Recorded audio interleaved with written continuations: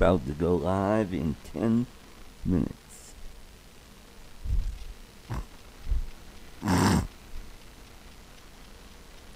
One is watching. Alright, welcome to the show.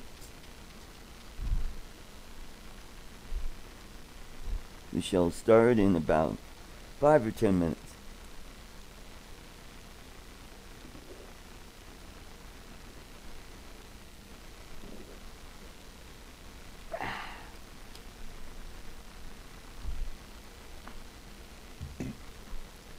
Excuse me.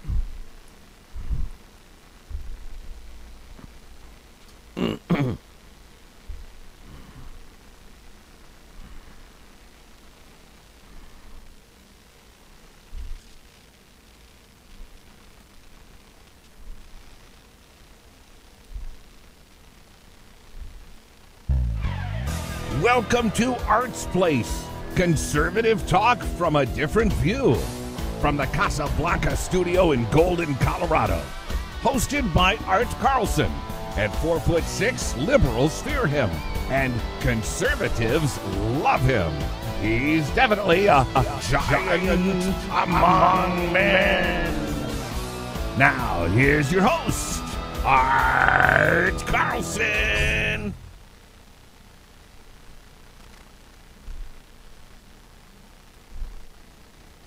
Hey, welcome to Art's Place, everybody. Hope you will enjoy the show. We've got a lot to cover. Alright. Yeah, a wee bit early today, but let's get this right underway.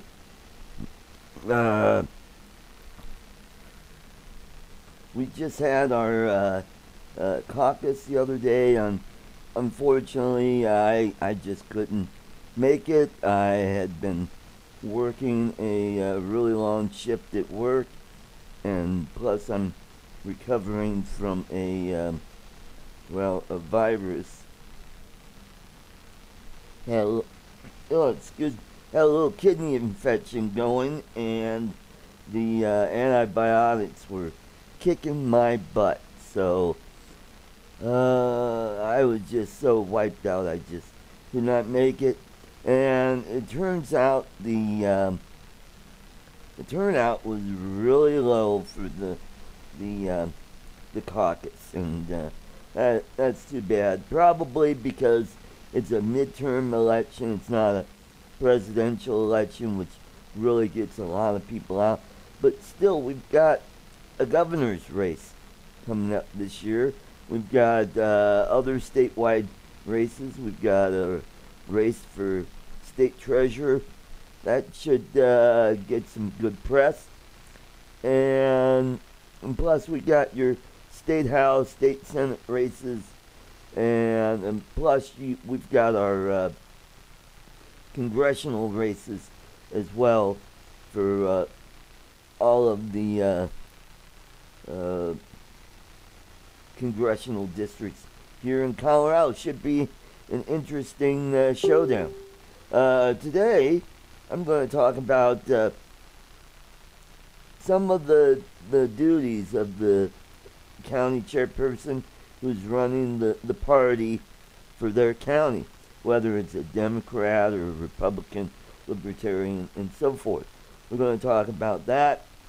There are some, very well-known duties that everybody knows, and there are some that I think should be included, and that they're not being done, and we will talk about that.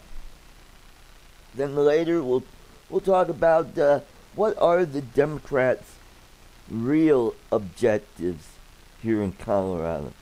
I mean, what is their big plan, other than they say they want to help the little guy, which, please, they don't. And also, I want to talk about a posting that I posted a few days ago about how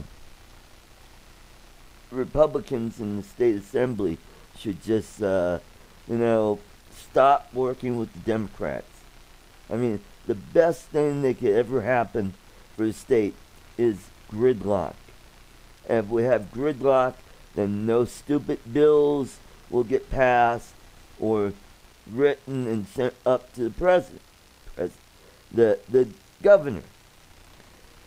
And also, I will talk about how some Republicans are collaborating with other Democrats on certain bills, and unfortunately, that is only going to help Democrats by doing that. So I will explain that and some of the comments that I got on that.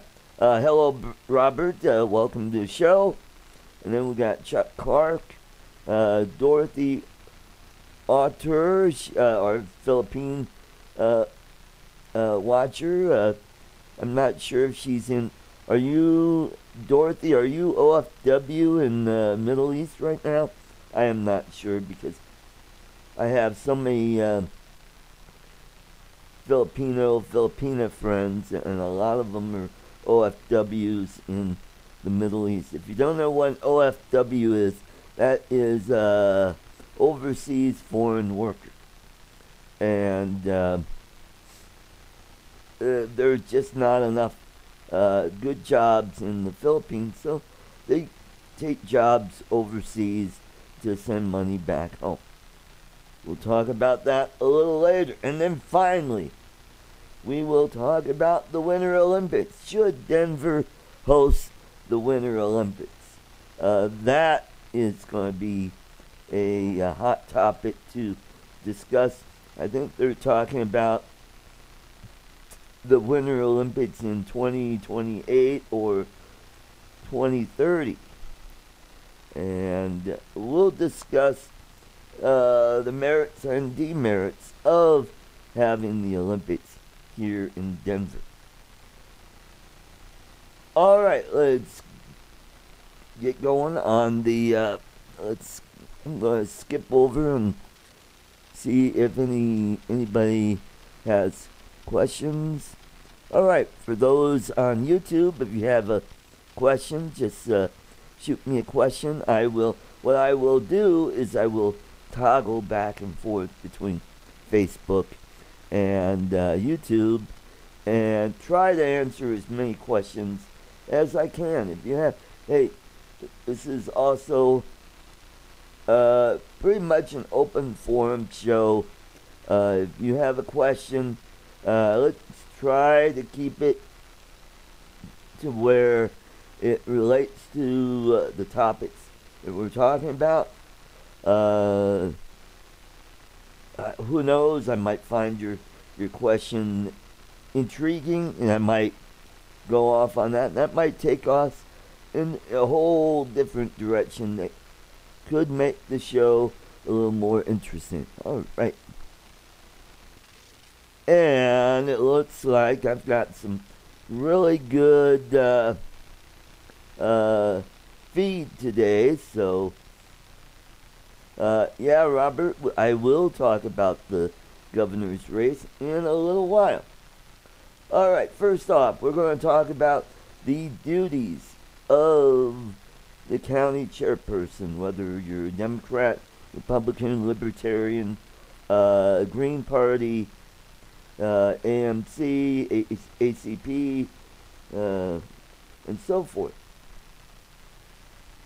Mainly, they are there to help raise money to give to the candidates running in their county. And that's the main thing. And to help guide the candidates through the process. And also, they are supposed to be neutral. They're not supposed to be favoring one candidate over another. What else? If I'm missing anything, somebody jump in, let me know. But here are some of the things that I think should be part of the chairman's duties. And that is recruiting quality candidates for different offices.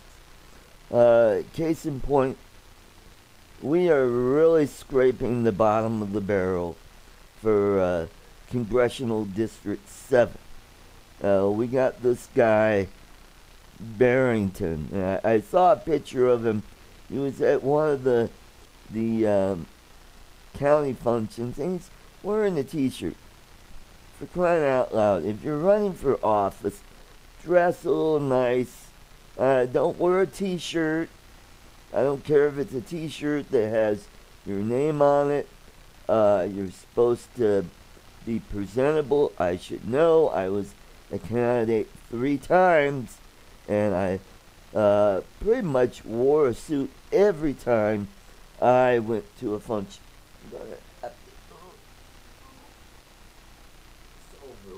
Okay. Ooh. So I never heard of this guy. From what I heard, he ran for state senate in one of the districts here in Jefferson County. And we gotta do better, guys. I'm not complaining about Joe. He's doing a wonderful job, but I think what he should do is he's got all the data at his fingertips. He could go through business owners that have a Republican affiliation, or somebody that's big in the community that's also a Republican. Go to that person, and you know that person has really good credentials, name recognition. Go up to that person and say, hey, we have this seat open, and we would like you to run for this office. And that way, yeah, we might have a primary, but you know what? I think primaries bring a lot of really good candidates out there, and it helps the public to vet the candidates and see if they have a shot at winning. In case of Barrington, has no name recognition. CD7 is a pretty good sized district, and if I'm not mistaken, I believe a congressional district has the population of around 600,000 people, and CD7 covers, I believe, all of Jefferson County, and it goes to the north, and it wraps around, and it takes part of Adams County, and it goes out east. If you ever look at CD7, it kind of looks like a pistol. And all right, Kevin Fitzgerald, thanks for joining the show. We're just going over some not really heavy stuff, and I'm not going to beat up on Democrats too bad today. But I think what Joe ought to do is encourage more people to run for offices such as county commissioner, county treasurer, assessor, coroner, even clerk and recorder. I mean, the clerk and recorder that we have here in Jefferson County she's terrible. She's an old lady, I think in her 80s or something, and she keeps jumping from one political position after another. And what she does is, if someone resigns their seat, what she'll do is resign her seat and to get appointed to that other seat so that she doesn't have to run for office. And she was a county commissioner, and then there was an opening for clerk and recorder. Did a horrible, horrible job as clerk and recorder.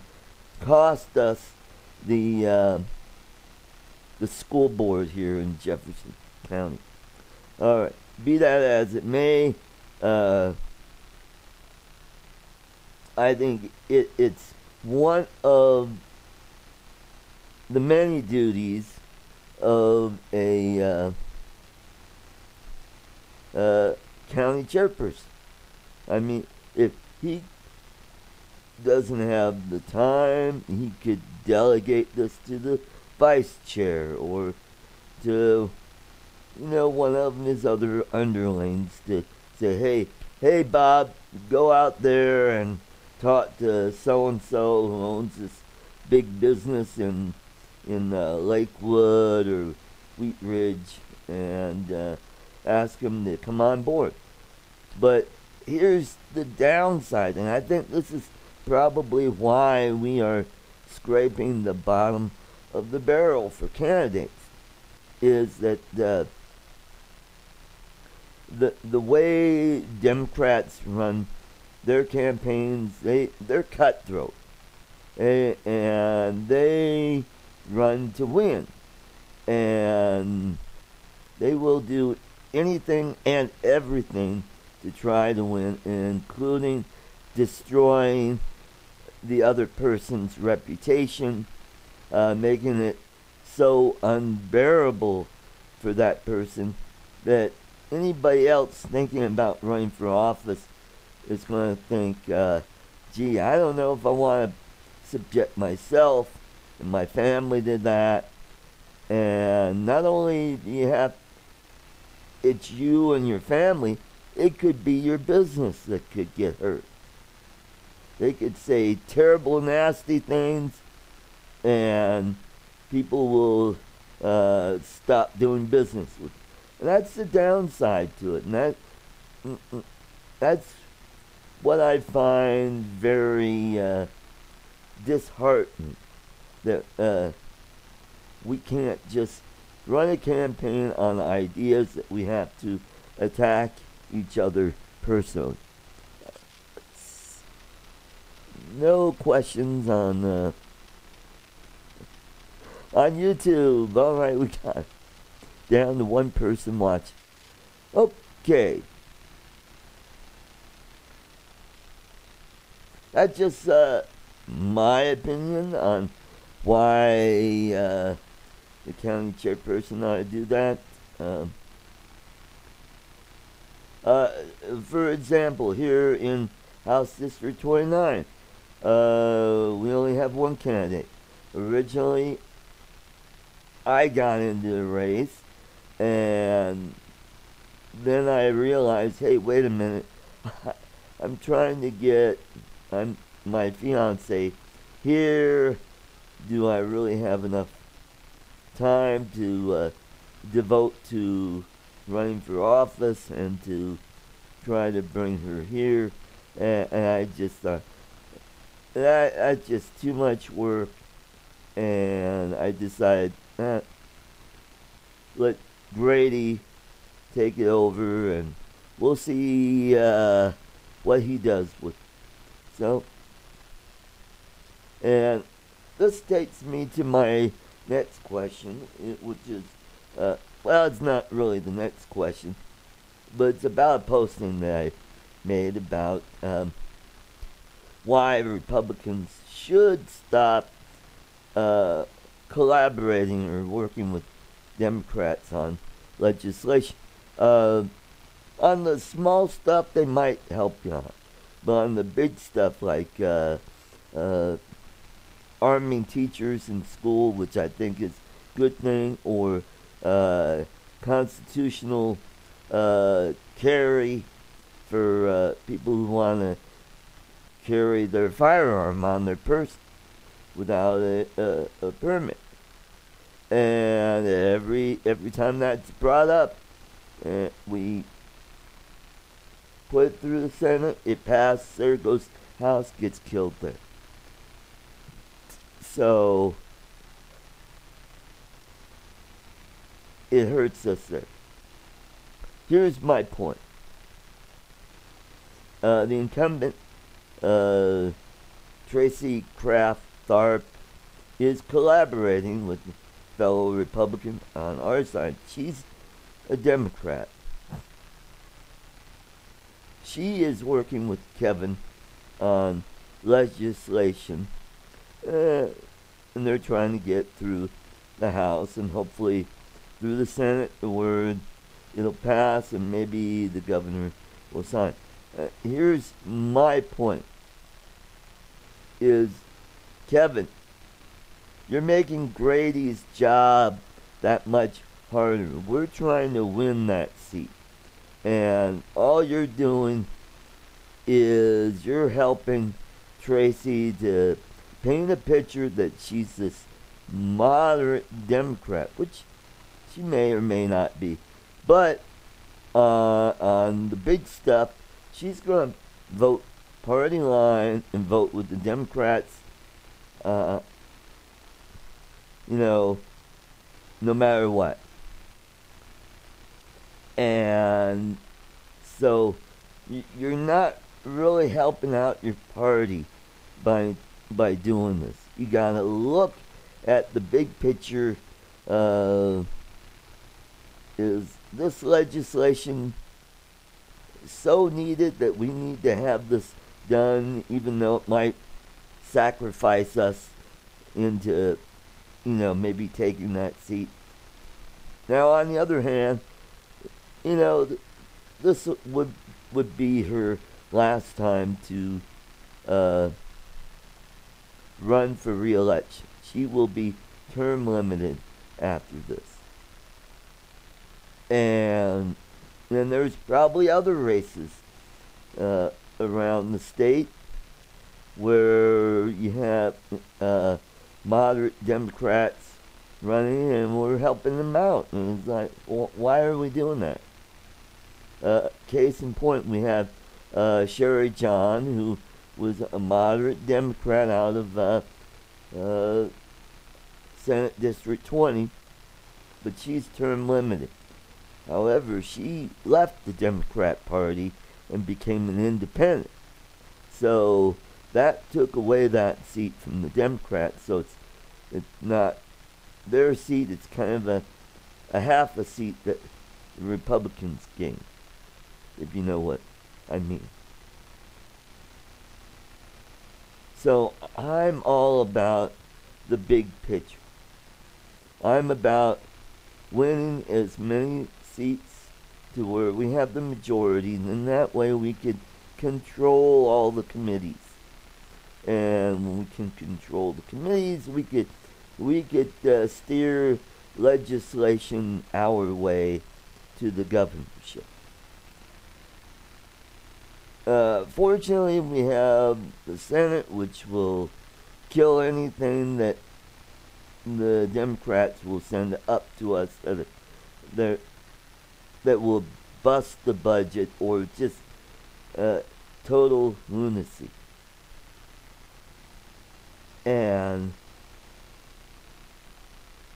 that's why we need to work on that.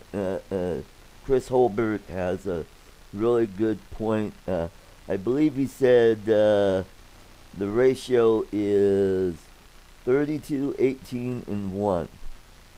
And 32 is it's 33, because that's the magic number for the House. You need 33 members in the House to have, it's either 33 or 34. Yeah, it's 33 because there are 65 members in the House. So that would give us a 1-seat majority. But the Democrats have a 5-seat lead right now. Actually, it's 4 because Lebsack switched party and he got kicked out last week. And now the Republicans will fill that seat with the Republican until next January, when I believe that's a solid Democrat seat that they will just take back later. Okay, 18. That's the magic number because there's 35 members of the Senate.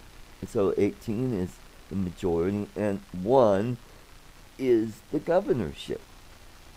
Now, if we get all that, then, we're sitting pretty.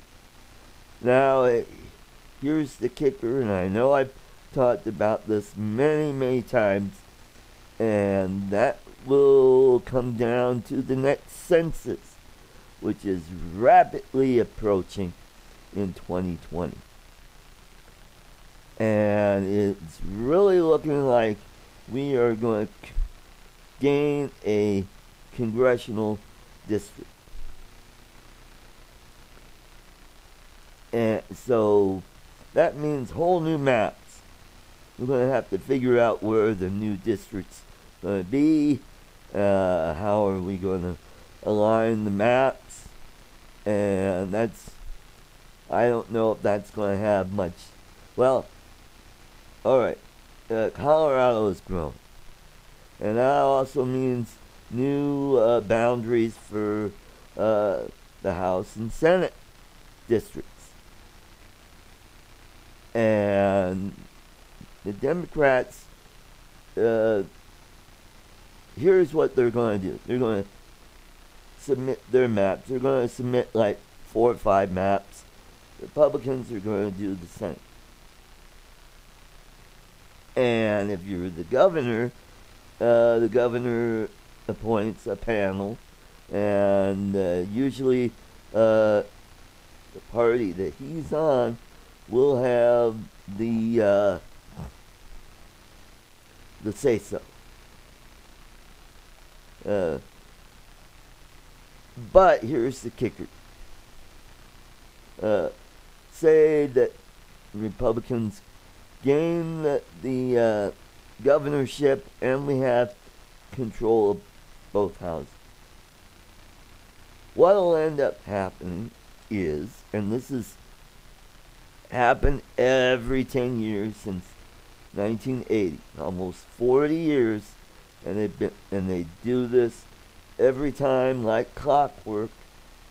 They will get all pissy and get mad, and they'll sue. They'll take it to court. If it gets overturned, what the state Supreme Court will do is overturn it and grant them their maps, or if it's affirmed in the court, and the court says, okay, well, we're on your side, and then the state Supreme Court will say, yeah, we're good. And what will happen is we'll get screwed again. District maps will be aligned in such a way that the Democrats will have control, at least good control of the House, but they're trying to flip the Senate. And that leads me into the next topic, which is, what are the Democrats' true objectives here in Colorado? Well, their true objectives is to gain a permanent, perpetual control of the state, just like California and Hawaii. You want to talk about one-party rule, go to Hawaii, where there's not a single Republican in their state assembly. They had one, but he was forced to resign because of this Me Too stuff going around. Somebody accused him of sexual harassment, and he decided, hey, he didn't want to put up with it, and chances are it looks very good that he was going to get pushed out of office.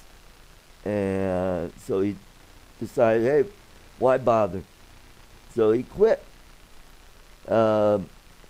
Never did find out if that guy ever got charged with any charges brought. So that makes me wonder. And they're trying to do the same thing here in Colorado. Now that they got rid of Lebsot, they're trying to go after Randy Baumgardner and Jerry Sonnenberg.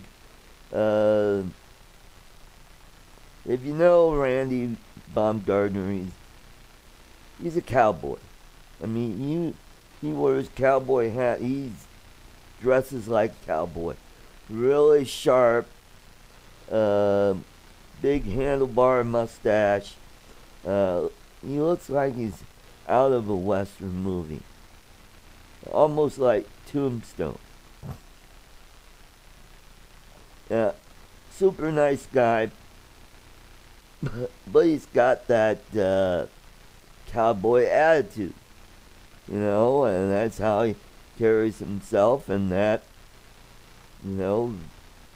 rubbed some of these flatlanders out here on the plains. They didn't appreciate that. And so they're slapping him with the sexual harassment. And same with Jerry Sonnenberg. All it would take is to say, hey, that's a nice haircut, or I like that hairstyle, or hey, that outfit looks nice. Or you could just say, good morning, and piss off somebody. And that's how the Democrats operate. They will not let no stone unturned.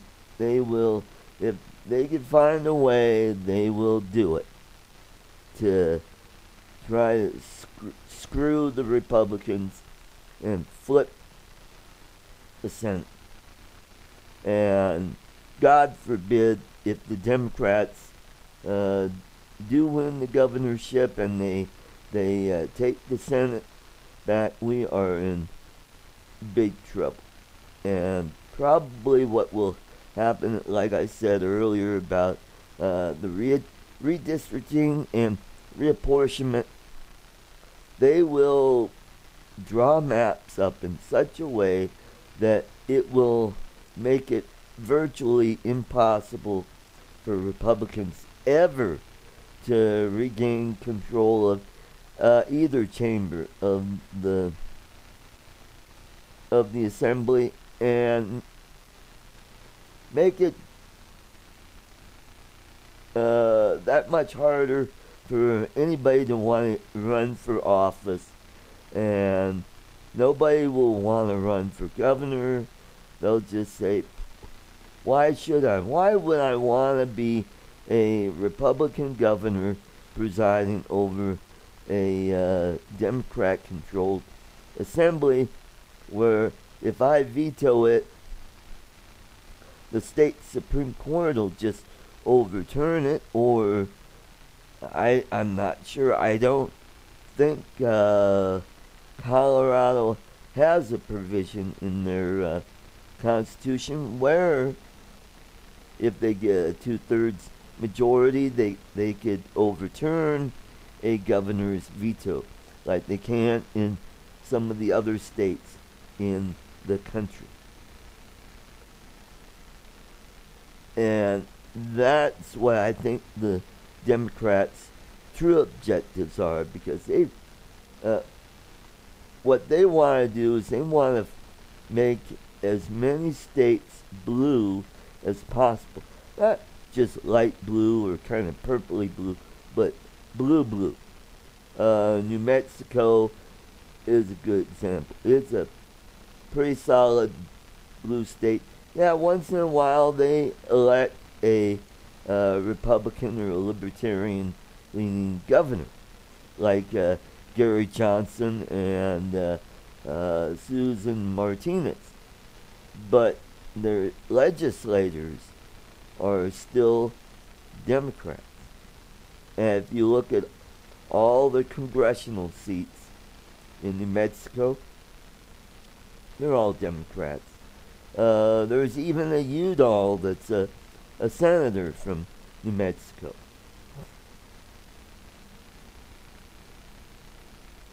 So I think that's my objective.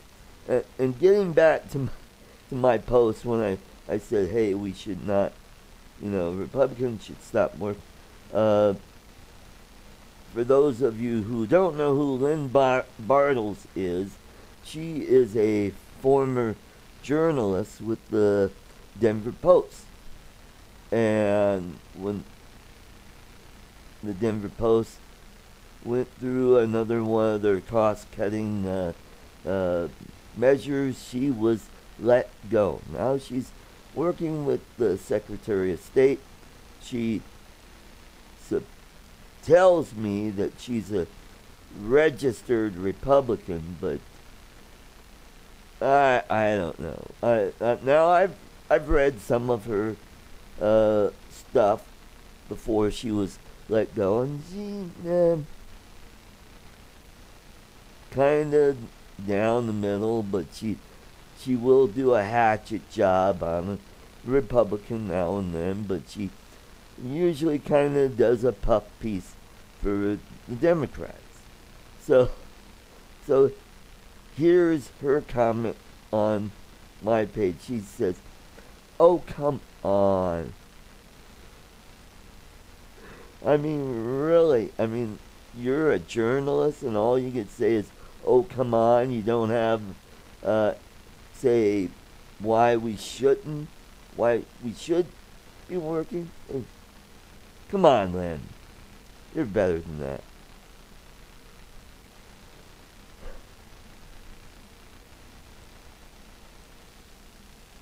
I just found that kind of funny. One of my other followers said, "Come on, what?" And that just ended right there. I don't think Lynn wanted to get into a debate about that. I just found that kind of funny. Also, we just had International Women's Day, which was a couple days ago, and I posted that all the Conoco and Shell stations have will check your blinker fluid for free, which I thought that was fun, and that got like a ton of hits on that. Because, hey, you gotta check your blinker fluid because, hey, we don't want that seizing up on, And also check your camshaft flange too, because, man, you gotta make sure that thing is operating correctly. Otherwise, the magneto thermostat coupler could seize up and cause a lot of problems with your engine. So, be that as it may, would like to help women as much as I can. And, hey, I love the women's movement, especially when I'm walking behind.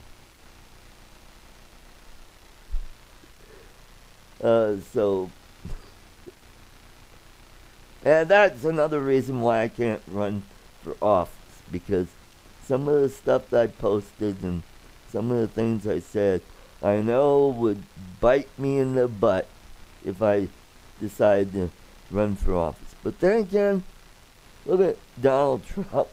I mean, boy, he could say shit and people, it just rolls off his back, and he's president. So, Oh, and speaking of that, it got me thinking about fake news. All right, so the Washington Post decides to have an article saying that Donald Trump is allowing mines to dump pollution into the river. And you just look at that, and it's like, you know what that is? Yeah, Robert, I'll teach my skeletons to dance. But you know, if you read into that article, and it just reminded me, they said the same thing about George W. Bush. They said George W. Bush is allowing arsenic in the water. And but if you look into it, it has nothing to do about pollution. It's all about regulation, because all Donald Trump is doing is trying to lower the onerous regulations on business, because what these mines have to do is they have to follow these strict guidelines that were put into effect under Obama, and where the guidelines before Obama, the water quality was well within the FDA limits. But because what Obama did was to kind of tweak these companies, because what he's trying to do is he's trying to kill the mining industry by making it so expensive for them to operate their business that they'll just say, you know, we can't afford to do this, we're closing up shop. And that's another true objective of Democrats, is they want to kill mining, and they want to kill any kind of oil or natural gas, anything that helps us with production here in the United States. They want to kill it off, because they think, oh, we'll just buy our stuff from other countries. We don't care how much it costs. It's not fair that we make products to sell, because we're screwing those people.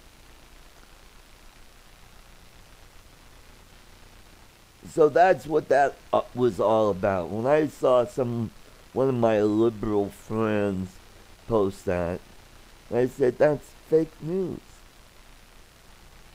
And it was this back and forth, and I'm like going, and I had to, I don't know why I bothered to explain to these people why I feel this way, because it's just not true. What they're trying to do is they're trying to take a regulation that is so insignificant, because even though it will make that water just a tiny bit cleaner, but it'll cost millions of dollars more, they don't care. And it's like, even though if it makes that water just a little tiny bit cleaner, it's not going to make a hill of beans difference in the long run. Really.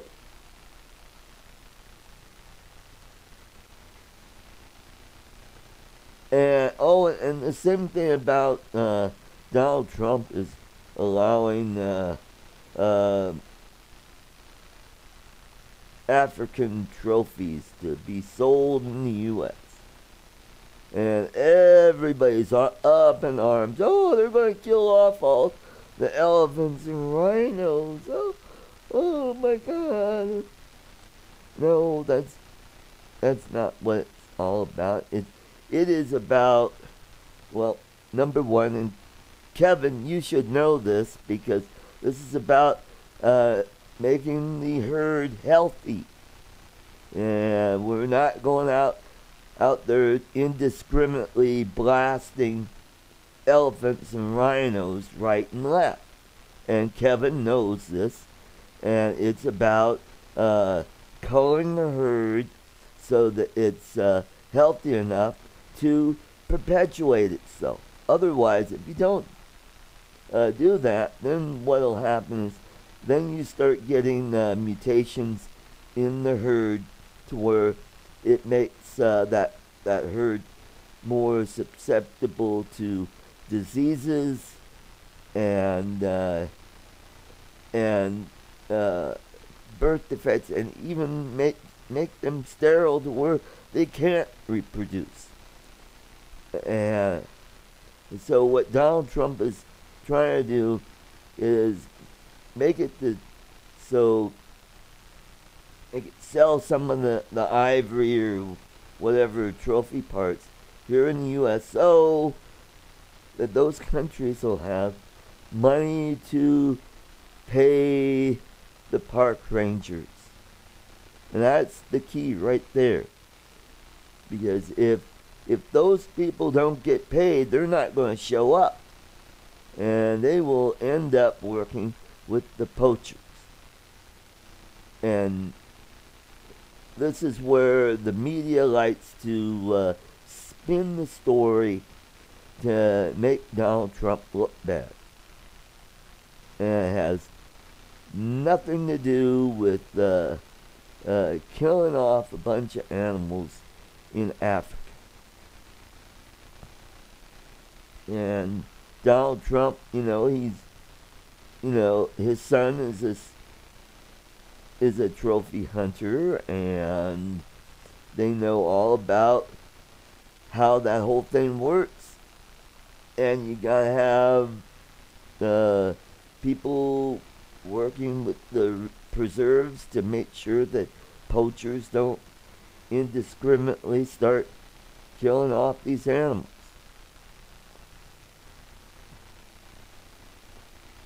And besides, now they have a new technique to where it makes the ivory or the tusk not valuable, because what they do is they dye the tusks, the horns, with that same dye that they use in those explosive gel packs when they have a robbery at the bank, and that dye blows up. It's either blue or pink, and you can't get it off. And that's how the police know, hey, that must be the person that robbed the bank.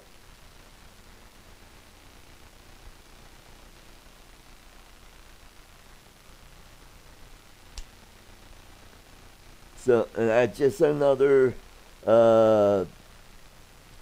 tool that the park rangers could use to help those endangered species from being killed off by poachers. Alright, so now let's bring all this back home. Let's talk about the Winter Olympics. Should we bring the Winter Olympics to Denver? Back in the 70s, when I moved to Michigan, I was so disheartened, sad, and a little bit angry that a state representative by the name of Dick Lamb decided, hey, let's have a referendum and let's keep the Olympics out of Colorado, because he was kind of an anti-growth Democrat, and his idea was, hey, if you don't build it, nobody will come here, and we'll have this great state. And the way I looked at it was, hey, we had a great highway system that could have easily dealt with the Olympics. And and it would have brought a lot of prestige to the state and to the city, because at the time, people thought that Denver was just a tiny hick town, and it really wasn't. I mean, it was really growing and becoming a, a thriving metropolis. And that kind of made, now, fast forward to now, we got a lot of people here. We're almost up to like 8 million in population, and we can't even get people moved around on the freeways now. It's a mess. It's the freeway going from Denver down to Colorado Springs is a mess. Same thing going north of Denver, because we're stuck to 4-lane highway going north or south from the city. And same going out on the plains and up in the mountains. It is a mess. Why? Because we decided, hey, let's put all these billions of dollars in this light rail system and this train system to the airport that doesn't work. And if it does work, hardly anybody is using it. We are losing money on this light rail system. So, that's why I don't, that's one of the reasons why I don't think they should bring it here. Plus, we don't have the facilities to support all those athletes that are coming here. But the governor is saying, oh no, we'll build all this after the Olympics. It'll become affordable housing that we could house the homeless. And I'm like, oh, come on, really? We have a huge homeless problem here in Denver. If you go on Spear Boulevard along Cherry Creek, you got tent cities going up there. And now they're finding that whole area is being polluted because people are crapping and pissing all over the place. And because the city of Denver passed an ordinance making it okay to defecate outdoors. And all these homeless people, they're taking a crap on the 16th Street Mall. And now they're finding all these hypodermic needles along these little shanty towns along the Platte River and Cherry Creek. Just a few weeks ago, I was heading out to, I think I was going to either Aurora or to Cherry Creek Mall. I'm going down Spear Boulevard, and I see all these homeless people with their little tents and everything. I'm like, oh, we didn't have that 20, 30 years ago. And part of the reason that we have that is because we decided, hey, let's make recreational marijuana legal.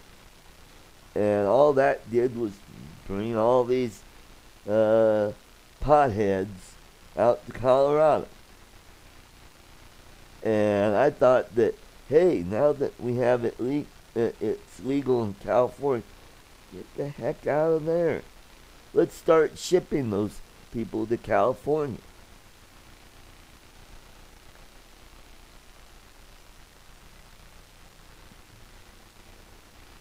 The bottom line is we don't have the infrastructure to support a major event like the Olympics.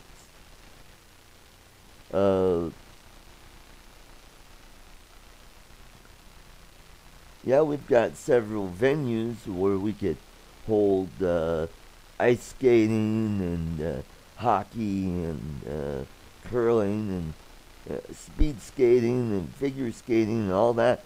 We've got the Coliseum downtown where we hold some of those events. We got the Pepsi Center. We could do that there. We even have DU where we could have some of the stuff there. Oh, what about bobsledding? Where are we going to have that? Well, we'll probably do that up in mountains. About ski jump. Up, And then we're going to have to build all of the stuff. And then after it's over, it's just going to stay there. And it's just going to stay there and it's going to gather dust. All right, let's see. No messages. Oh.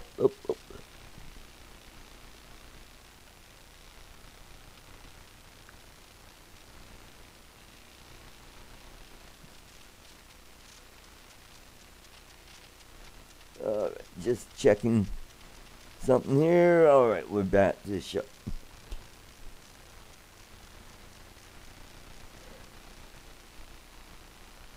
And that's why I don't think we should have the Olympics here in Colorado. We just can't afford it. And it turns out every place that has held the Olympics, whether it's the Summer Olympics or Winter Olympics, it's been a big money loser for those cities. Yeah, the prestige is there, but all the stuff that's left behind doesn't benefit those people. Now, say here in the United States, we could probably refurbish or do something with those areas, like the ski jump, and we could probably use that to train the next generation of American athletes to the Olympics and so forth. So if anybody has any, Robert asked a question about how's the governor's race in Colorado going. Well, now that Tom Tancredo is out of the race, from what I'm hearing is Walker Stapleton is in the lead. He's got a ton of money, and I think he's got the biggest chance of winning the governorship because of the money he's got. Even if it's a head-to-head campaign with Polis, Polis probably has a slight lead in the money category because he could pretty much self-fund his campaign. But I don't think Polis is going to win the nomination. I think it's going to get really nasty because there are a lot of Democrats that do not like Polis. They don't want him to be the governor. So you have Kerry Kennedy and Mike Johnson. I think Mike Johnson has a fairly good shot at winning the nomination. So, and then there are other Democrats that are ranked. So their primary get pretty nasty. And so far, I'm not hearing any really bad stuff coming from the Republicans other than Victor Mitchell. He just likes to throw mud at all of the other candidates. Well, we don't need another lawyer running for governor. Or we don't need another millionaire. It's like, wait a minute, you're a millionaire. You got a boatload of money. What are you talking about? I'm an outsider. No, you're not an outsider. You worked at the Capitol. You were a politician.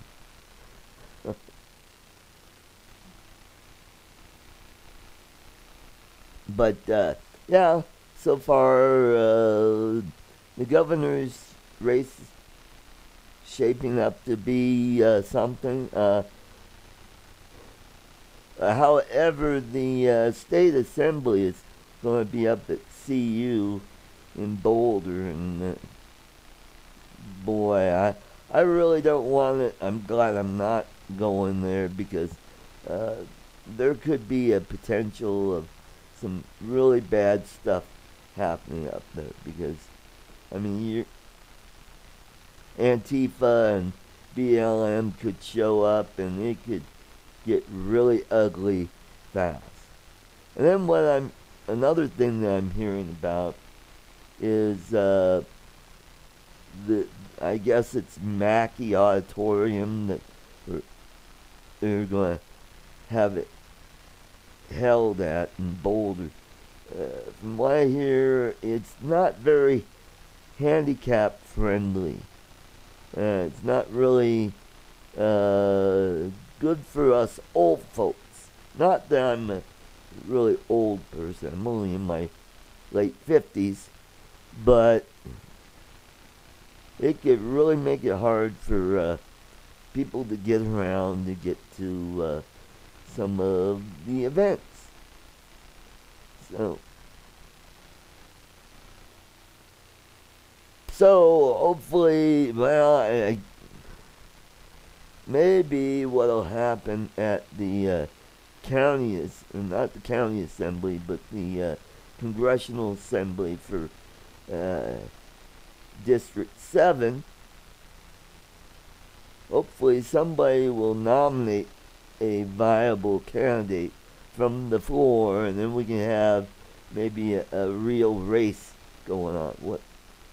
This is my opinion. I don't think this person wants to run, but I think Rick Enstrom would be excellent if he would jump in the race. He would have no problem raising the money, and he's likable, and I think he would easily win the primary. And since it's an open seat because Polis is not running for re-election in CD. No, that's CD2. I'm thinking, no, Perlmutter. I think Rick could beat Perlmutter. I think he would have a really good shot at winning this race. So that's why I think Rick ought to jump in. So that's enough bloviating for the day. I hope I made this informative and maybe a little bit entertaining. I want to thank you all for coming to the show, and hope you have a great Sunday. And we got a Easter coming up, so save all your Easter eggs and send them over my way. Not what chocolate. That's what I really want. So have a blessed and wonderful day, and we'll see you next week. Bye-bye.